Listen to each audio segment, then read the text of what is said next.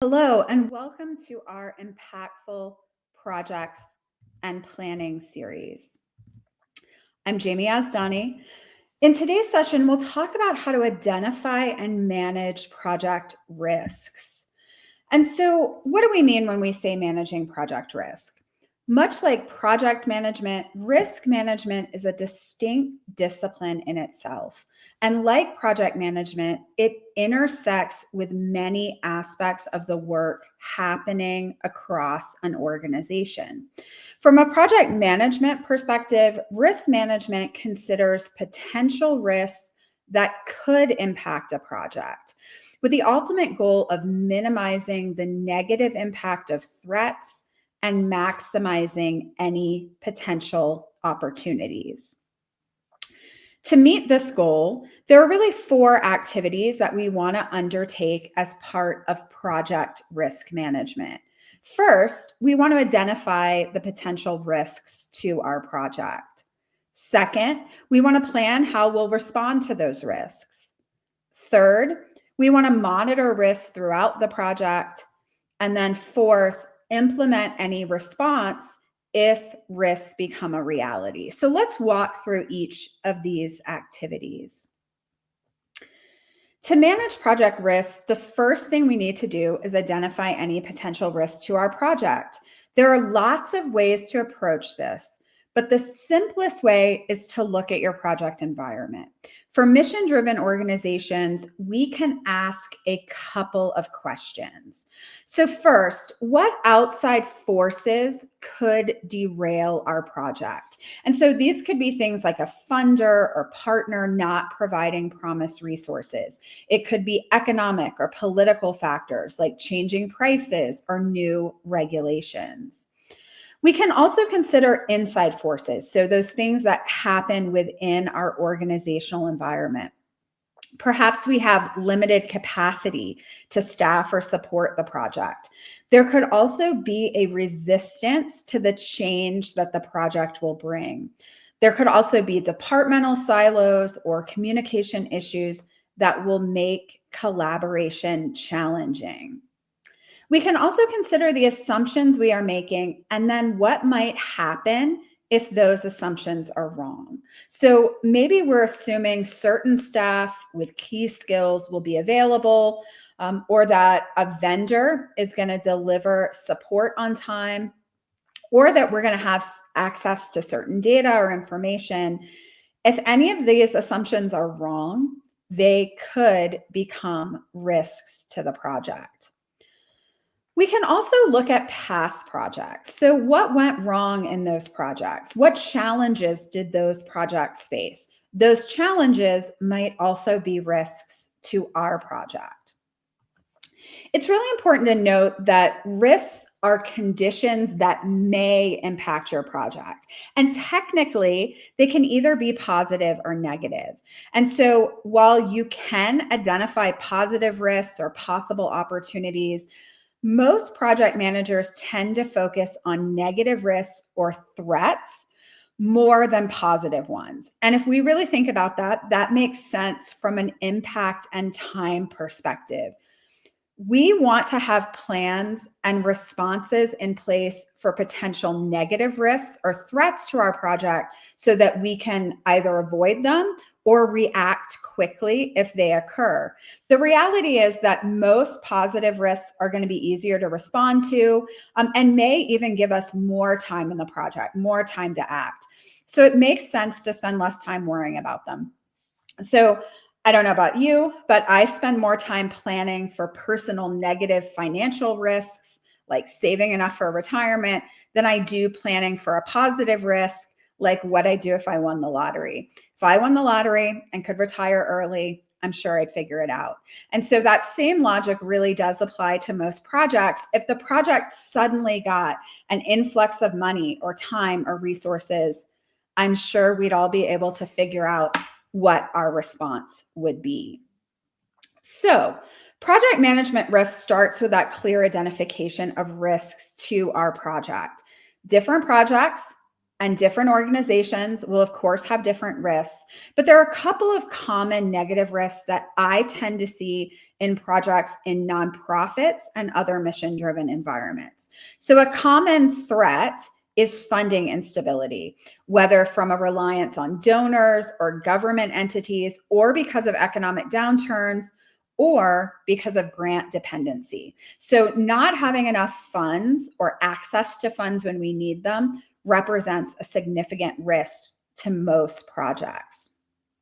Underestimating our budget needs, our project timelines, perhaps to meet funder requirements, is another common risk that I see. So maybe we've promised more than we can reasonably deliver with the money we have or the time we have. And so our project is going to risk delays or unmet goals or even cancellation. Scope creep is another common risk in mission-driven projects, which is sometimes related or stems from another risk, and that's that diverse stakeholders don't agree on the scope or deliverables. And so scope creep happens when we start adding elements and deliverables to our project beyond what we initially intended. This represents a huge risk because it can delay and derail our project. Scope creep sometimes happens because stakeholders don't agree on the project scope or deliverables, or once we start engaging with stakeholders, we find that their needs and wants are different than we imagined. Again, this can create delays or derail our project entirely. Another common risk is a reliance on volunteers. And so these are folks who may or may not have the time or skill set that we need. And so we could also have key volunteers leave in the middle of a project. And finally, high rates of turnover and burnout in our organizations. And so turnover is an issue in most organizations and a risk for many, many projects, as a key project team member could always leave the organization. But turnover and burnout are of specific concern in mission-driven organizations where reports of both are disturbingly high. And so while we can plan for turnover by thinking about backups or making sure we have folks on our project team who share skills, burnout is a little trickier. And so if your colleagues are already overloaded with responsibilities, it can be really hard to have your project's task rise to the top of their to-do list. So those are just a few common risks.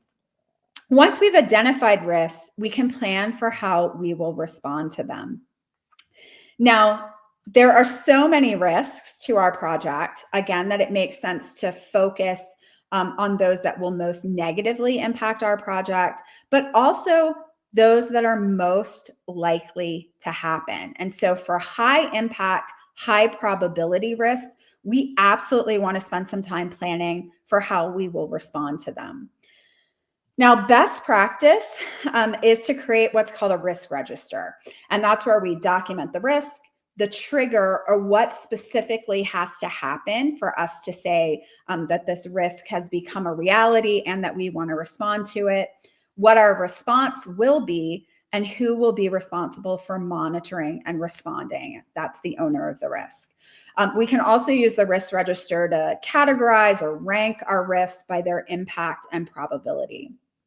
Our goal with creating a risk register isn't to create more paperwork or project documents, but to really think through what we would do if things go wrong so that we can react quickly. Now, while risk registers are absolutely best practice, the reality is that most project managers, once they've identified a risk, we really kind of have two options. We can either try to mitigate or avoid that risk early by incorporating our response into our project plan, or many of us, I think the reality really is that the other option that many project managers take is that we're going to think through a possible response to some of these risks, but we're not going to document it. We're going to keep it in our back pocket. If we think about these two options, and if you like sports analogies, we might think about this as playing offense or defense. So we can play offense and try to avoid a risk entirely by planning for it during project planning, or we can do minimal planning for it so that we are ready to play defense if the risk occurs. And so if a risk is that a vendor might not deliver on time, I could play offense by trying to build in extra time around their deliverable, or by planning for increased communication with the vendor to avoid the risk from happening in the first place. The longer you manage projects, the easier this type of offense really becomes, as your approach to projects will incorporate elements that help you avoid common risks. And so one of the reasons I suggest folks focus on project communication during planning is to help avoid many common risks that can be mitigated using more effective communication. Now, if you don't try to avoid a risk early by incorporating mitigation into your project plan, then most project managers just keep their responses in their back pocket. Essentially, they have a rough idea of how they will play defense, how they will respond. So maybe I've thought through how I might respond to a vendor risk, maybe by tweaking the schedule, having a backup vendor, even if I don't document it in a risk register. And so again, our goal with risk management is to identify risks and plan our responses. For complex projects and very significant risks, go ahead and create that risk register. It's also a useful exercise if you're new to project management or new to an organization.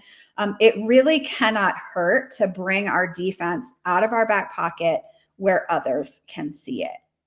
All right, so for risk responses that we haven't tried to incorporate into our plan, our next step is to monitor those risks that we've identified. Much like we identify risks by looking to our project environment, we monitor risks by paying attention to what's happening in our project and our project's environment. So essentially, we keep an eye on those internal and external forces and possible points of failure. And if our risk does become a reality, then we take action by implementing the responses we've been planning, whether we've been planning them on a risk register or we've had those responses in our back pocket. So if we go back to our common project management risks in mission-driven environments, there are several that I do think can be mitigated or at least reduced through good project planning. So scope creep, stakeholder divergence, volunteer reliance, and staff burnout and turnover can often be avoided through careful planning for stakeholder engagement, by assigning clear roles, through communication approaches. And so, for example, if we plan to spend some time discussing and confirming the project scope with key stakeholders early in the project, that can often help us avoid scope creep. For something like staff turnover, we can be thoughtful about who is included on our project team to ensure we have folks with overlapping skills, or by increasing collaboration on tasks so folks could step in for someone else. But it's also something we may just want to monitor and have ideas about who might step in if someone leaves. Some of these other risks are, I would say, harder to mitigate through project planning, but these are actually risks that can be mitigated before a project even begins if your organization engages in project feasibility planning. And so if we have carefully considered our capacity, our funding, our resources before we start a project, we set our project up for success and we can avoid some of these risks. But monitoring and having a response plan may also be necessary. So that was a really quick introduction to managing project risks. We want to identify potential risks, plan how we'll respond, whether it's through offense by incorporating the response into our project plan, or through defense by planning how we will respond. Then we monitor our risks and implement any responses if risk becomes a reality. Now, before I take any questions, you might be interested in our project planning checklist. This simple checklist helps you and your team consider the essential elements that set projects up for success: scope, stakeholders, roles, resources, risks, and more. This free download helps you move from idea to execution with clarity and confidence. You can find it at yazdaniconsulting.com resources. If you're curious about how our approach to project management helps mission-driven leaders bring clarity and calm to complex work, visit yazdaniconsulting.com approach to learn more. And because your plan is only as strong as your people, we can also work with you to develop customized project management training that empowers, aligns, and can make your team more self-sufficient. All right, so I'm happy to take any questions that you have about project risk. Please add them in the comments. I'll give folks a few moments to add their questions. If I'm not able to answer your question live, I'm happy to respond later in the comments. And you can also find all of the ways to contact me at yazdaniconsulting.com contact. Please reach out if you'd like to talk about risk or about projects in general.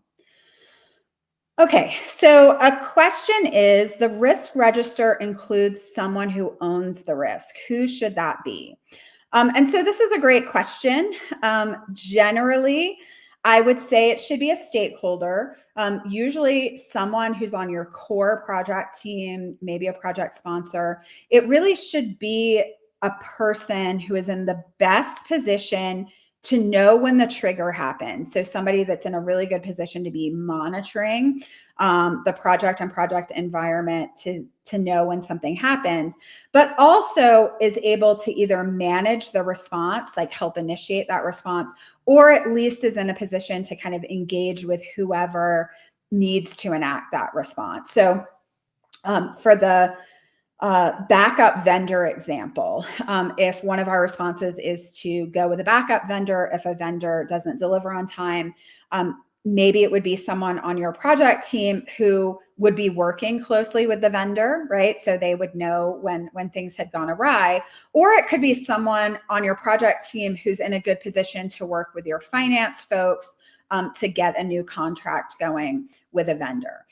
Now, even though we assign an owner when we write a risk register, or even if we kind of have a response in our back pocket, the risk register is ultimately the responsibility of the project manager, as we do have, a more complete view, kind of overall broad view of the project than anyone else does. All right, great. So feel free to comment or reach out to me with any additional questions.